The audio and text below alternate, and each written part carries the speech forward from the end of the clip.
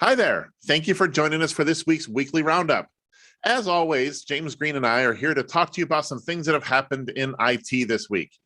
This week, we're going to focus specifically on the launch of a new ransomware resource called ransomware.org. James, do you want to kind of give us a 30,000 foot overview of what this is?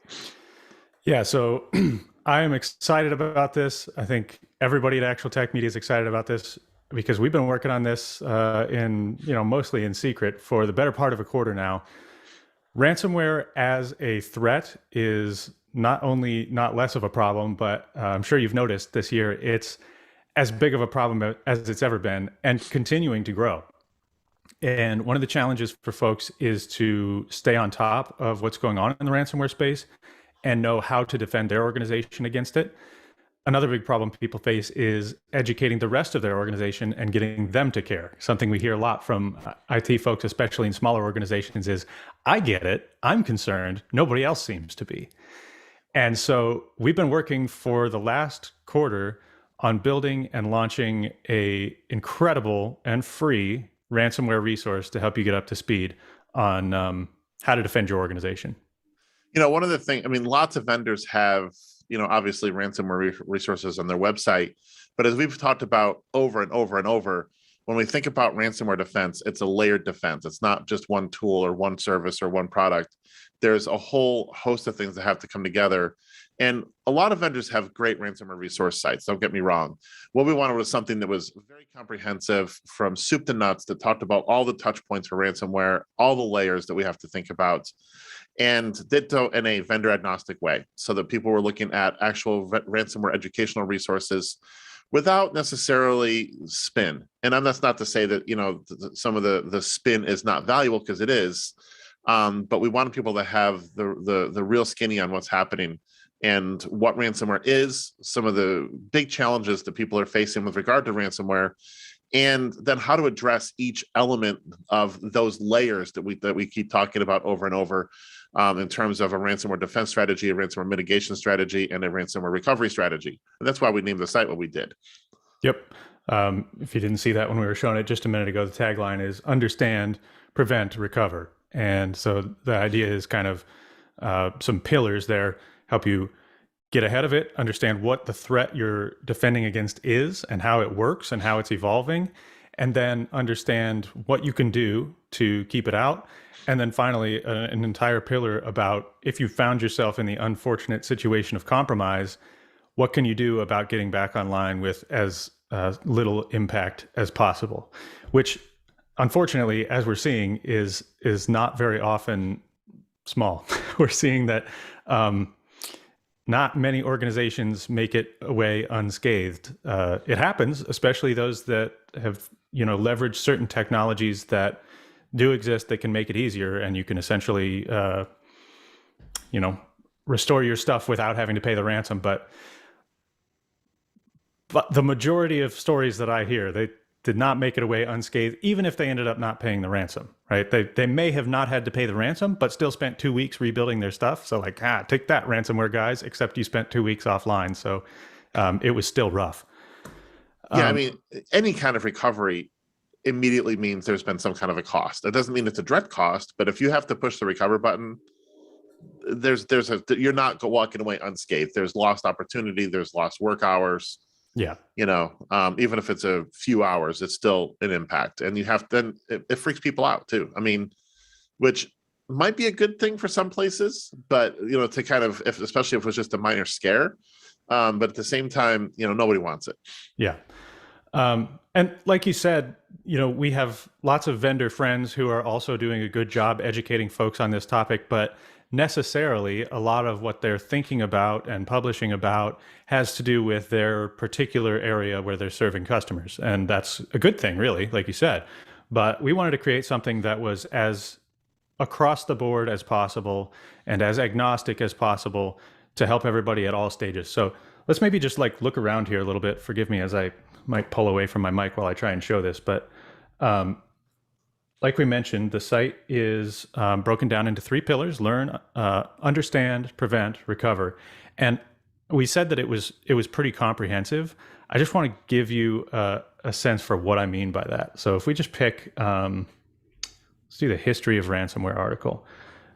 This thing is, I'm just guessing, it'll probably take you half an hour to read. It's significant. It's not like a clickbaity 10 bullet, the history of ransomware article. This is substantial. So I'm going to kind of flip through this here. is not one of your BuzzFeed type things where we're asking you to smash the next button over and over with some horribly written story that's designed to just string it along. Right. Yeah. I mean, everything here is pretty actionable. Comprehensive. If video's your style, we've got video interviews with ransomware experts on here. Got a timeline that walks you through the evolution of ransomware to date, which I found really interesting when we were building this. Screenshots of, ransomware over time, how the ransom notes have evolved and stuff like that. I'm still scrolling, so you get the idea. And this is just one. This is one chapter. page of many. Yeah. I mean, there's and the book that we'll talk about in a second that accompanies this. There's 19 chapters. This is just one of those, right? Correct. I keep feeling like I must be coming to the end soon, and it's still going. There we go. Finally got to the end. So that was, one page of many. There is, as you can see, a ton here. So, as Scott mentioned, we have... People love to learn in different ways. Some people would prefer to consume this web content like this. Like I said, some people would prefer to watch videos. And so if that's your style, we've got a gallery here full of videos about ransomware. So you can dig in and learn what you need to learn about here. And, if you watch the video, which they're all only about 5 minutes long, if you watch the video and need more information, you can go to the post. But videos here, if that's your style. Some people prefer to learn offline on their Kindle or something like that. And so in the spirit of helping those folks, we've also packaged up all this information into a 313-page behemoth that you can download and read, on a PDF, on your iPad, on your Kindle, whatever. So a couple of notes about this book. First of all, the book is going to be sold in a retail capacity, and that is publishing in about 2 weeks. Just for right now, while the book is in pre-order, we are sharing a free pre-release PDF copy of the book. So if you go to ransomware.org/book, or just go to ransomware.org and you can get the book in the top nav, ransomware.org/book, you can just drop your name and email right there, and we will send you a free copy of this 313-page book, which is going to retail for $25 for the Kindle version. So we'll give that to you for free for the next 2 weeks while we're in sort of pre-order mode. And I've got that here. I can kind of walk you through what's in it so you can see if that's something you're going to want to do. Structured around the exact same stuff. And let me just flip down to the TOC, and maybe, Scott, we can just kind of talk through some of the stuff we covered here.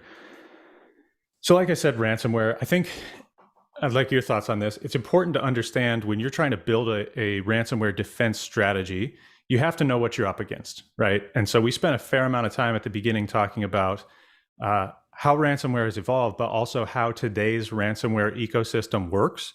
Yeah. Because it's quite a bit more mature than you might think, unless you're staying up to speed on the space. Yeah, in fact, I think this is understanding the sort of inception of a threat, I think, is really telling in the sort of why people do what they do. A couple of weeks ago, we had basically a ransomware consultant of some kind, a white hat type ransomware guy that told us about what you see here in chapter 2, which is, ransomware as a service and the extortion ecosystem.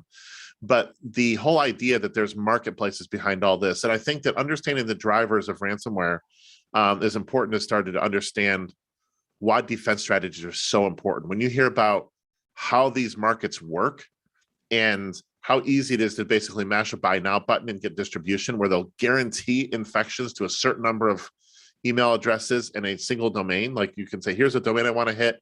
Will you guarantee infiltration to a certain number? They say, yes, we will, because not everybody has a great ransomware strategy. And it's pretty terrifying when you boil it down to how easy it is to actually make this happen.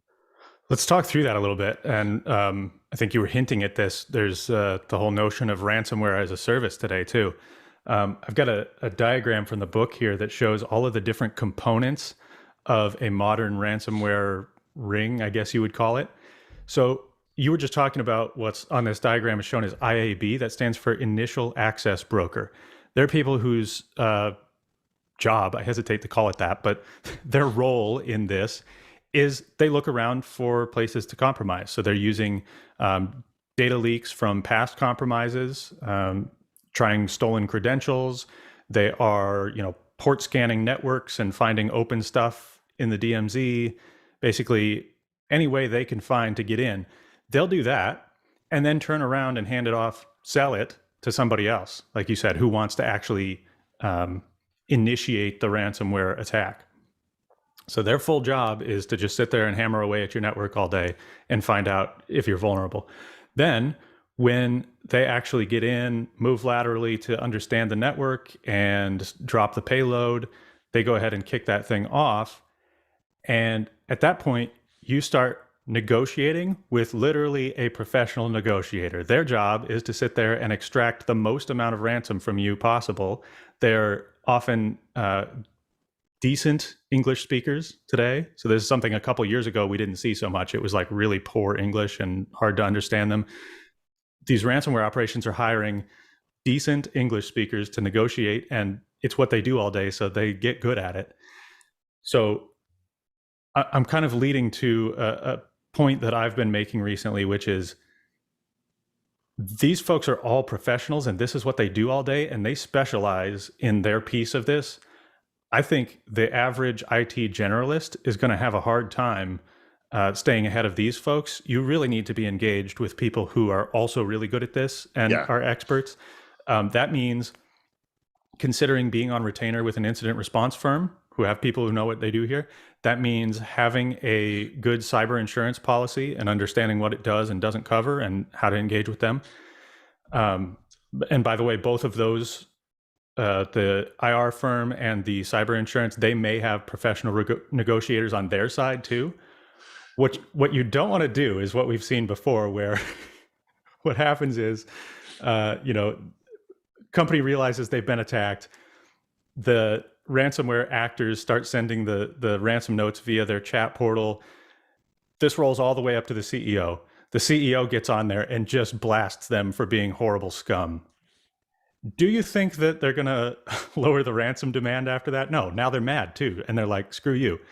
What you really should do if you've got somebody that can help you with this is, as soon as you're infected, get in touch with somebody who has a professional negotiator who can negotiate on your behalf, because the likelihood is they'll be able to help you pay less ransom, have less overall impact. Scott, any thoughts on that from a business standpoint? Well, I actually have a separate thought. One of the things that we talked to a lot of companies in this space, a lot. And one of the things that we've heard recently is, especially when we talk about ransomware incident response, is if you wait to engage these companies until you have an attack, it's too late. You're done.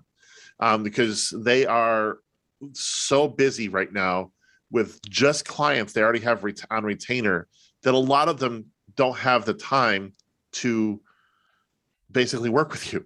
So you're going to have to basically dig for a long time before you can find a reputable company that's going to be able to work with you on your behalf. So if ransomware defense is something that you're really serious about, you should be considering setting up some kind of a retainer so that you have these people at your beck and call if and when something does happen.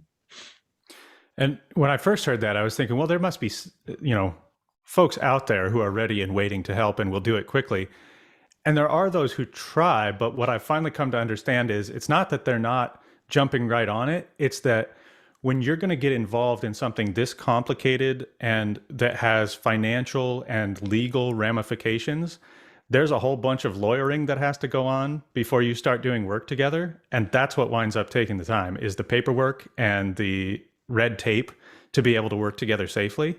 The IR firm is not going to take on unnecessary risk just to help you. They're just trying to run a business. So it's getting through all that onboarding paperwork. And as I understand it, it can take weeks in many cases. So that's why you need to be doing this beforehand. Yeah, absolutely. And so the next piece of this is things like tabletop exercises. People kind of,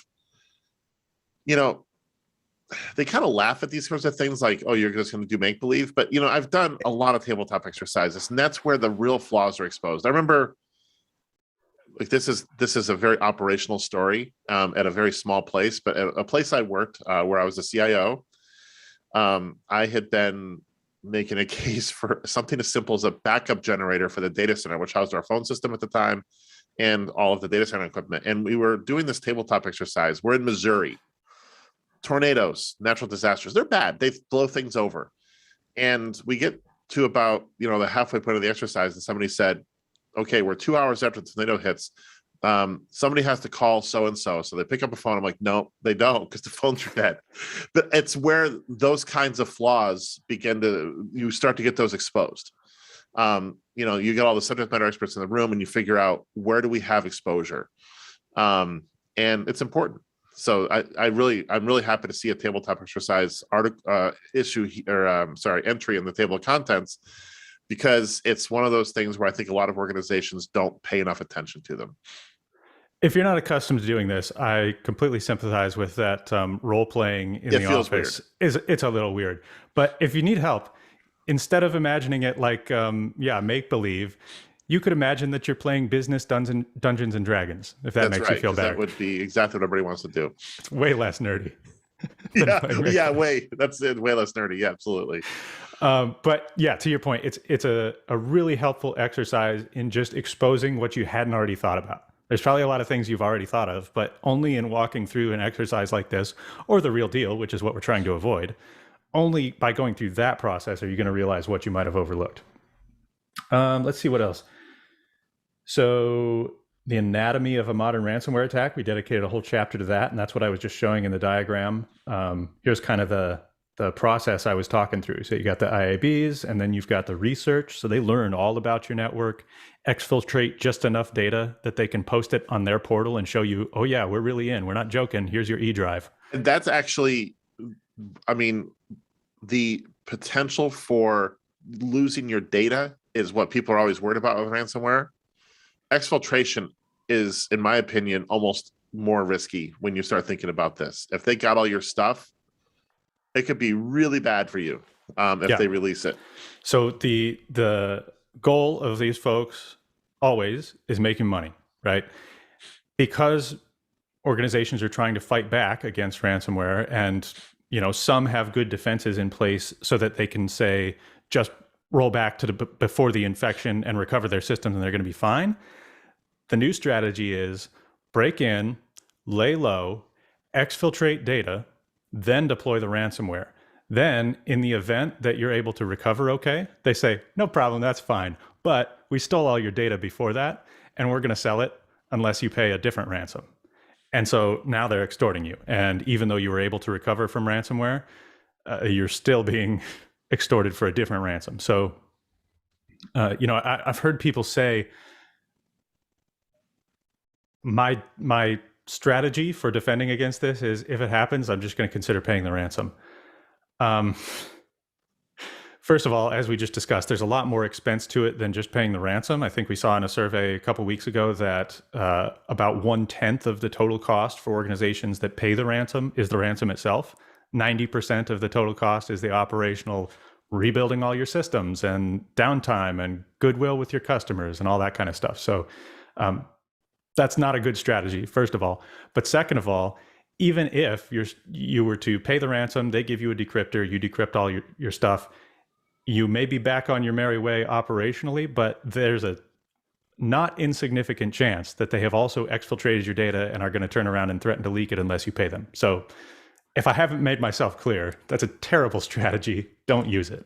What are you trying to say here? No, I'm kidding.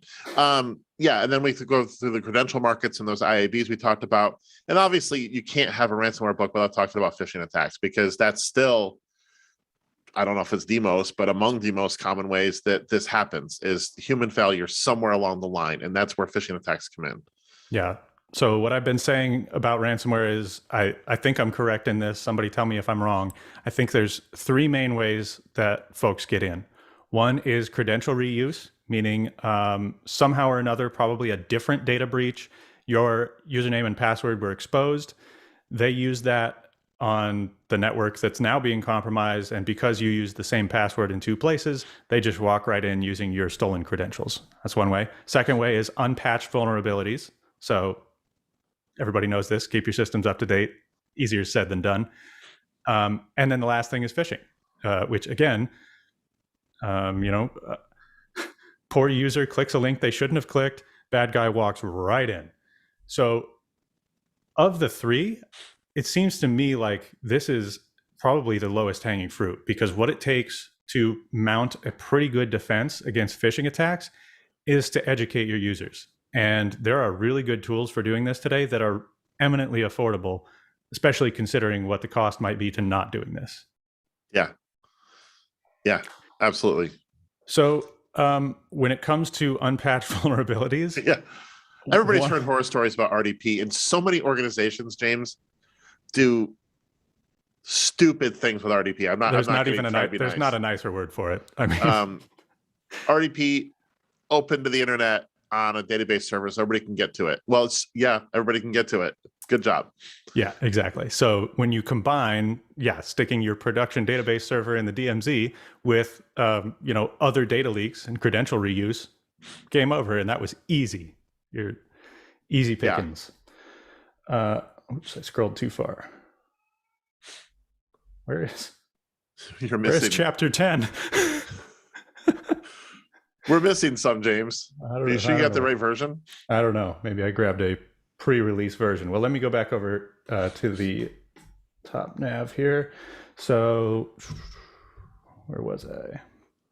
So this is a really interesting chapter on threat hunting, which I guess I was not familiar with the term, but essentially, like, assuming that you're in an organization of the scale where this is possible, this is looking around to find out what might be happening, because as we mentioned earlier, the playbook today is to get in and then lay low for a while. And so you sort of have to be looking for, is somebody already in? And in an unfortunate number of cases, what you don't want to hear is that the answer is probably yes. Like there is a certainly non-zero chance that your organization is already compromised and they're just laying in wait for enough confidence to launch the attack. Right. So that's a really interesting chapter I would check over for tips on what to look for, how to look for it, stuff like that. Now, the final pillar is recover. And we hope to help you not get to this phase. But the reality is it's still going to happen for a lot of folks. So we talked a minute ago about your initial response. What should you do when you find out that you're compromised? And I mentioned things like, I would be right away trying to engage my cyber insurance company, an IR firm, which is, if I didn't say that, incident response, somebody or an organization who makes a business out of being professionals at doing this thing, because there's pretty much 100% chance, unless you're one of those firms, you're not. You might have some good ideas. You might have read some articles on this site. You're not going to be an expert like they are. And I think you're taking a big risk to try and take it on yourself. So we have on the site, James, I think we have a big help me button. Yeah. That's basically what should you do if you get hit. So my idea when we were building this was like, I can envision people have found themselves compromised and are not already prepared. And so they start Googling around, how do I fix this? This site pops up. I wanted an easy to find way to know exactly what you should do now. So there's a big get help button in the top corner here. It's also, if you just land on the front page here, there's a big red button, need help. So if you click this, what we have right now, and by the way, this launched, what day is it? Wednesday. This launched a week ago today. What we have right now is a video with an expert where he talks about exactly what you should do as a first step, and some links to pages on this site that are going to be useful to you as you figure out what your initial response is going to be. What is coming here eventually is I want to have a pretty significant page like the other ones I was showing that's essentially a playbook. Step 1, do this. Step 2, do this, that you can follow directly. Here's exactly what you should do. You should start gathering this information. You should call these people so that folks who are ill-prepared to handle this, My goal is for them to find this page and go, oh, okay, I can do this. This is gonna suck, but at least I know what to do now. So yeah, it's important to remember this is V1. The site's like all websites is a living document. Ultimately, we're going to have a lot more resources here. We're continually we've are working on a number of things right now. In fact, in early 2022, there'll be a complete solution directory that we're going to be launching at some point in early 2022. No committed date yet. That'll be basically broken down by those different areas we've talked about around education, preventing phishing attacks, just different categories of software and tools and services that you should understand as you're building your own ransomware strategy. I've been saying over and over, you need professionals to help you with this. Just by nature of where Actual Tech Media is in the IT ecosystem, we have a pretty good awareness of who's out there, and we work with a lot of those folks. And so our goal in building this solution directory is to make something where you can come to the solution directory and say, I know that we're doing pretty good on antivirus, but I need help with backup and DR. And so you can hit the backup and DR section and just see a big listing of all the folks who might be able to help you, a little bit of information about them. I know that when I was responsible for architecting systems and doing design like this, one of the biggest challenges was just knowing what all my options were and making sure I didn't overlook anything. I didn't want to ever come into a situation where I said, here's my proposal for how we should do this, and have somebody say, well, what about XYZ? And I did not ever want to be in the position of going, never heard of that. So that's my goal with this is you will at least have seen what your options are. We will be as comprehensive as we can here. And I hope that's going to help people build a plan that they feel good about and find somebody who's a good fit for them. So this was a huge effort by our team, our author. What else is coming, James? We're also starting to work on a hard copy of that playbook that I mentioned that's going to go on the Get Help Now page.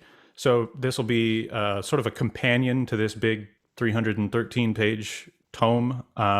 It'll be a maybe 75-page playbook that you could have in advance sitting around for if you ever need it. Maybe skim it, but this is the kind of thing I really envision you would pull off the shelf and go, okay, here's what we're going to do.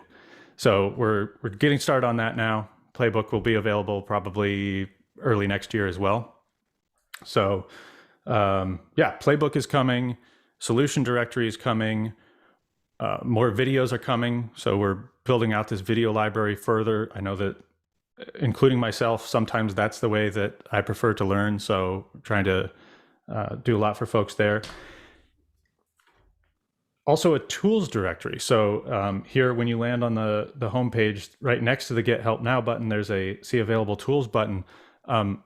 Separately from the solution directory, there are tons and tons of good resources that are free and or open source that security professionals use to check on things or watch for things or that sort of stuff. We're starting to compile a list of stuff that you can just grab and use today.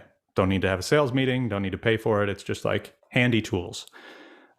As I've been knee deep in this world building this stuff, I found some really interesting stuff that I didn't know existed. That the security community is huge, and everybody's trying to help each other. And so there's all kinds of extremely talented people who have built a tool to scratch their own itch. They throw it up on GitHub, and now you can use it too.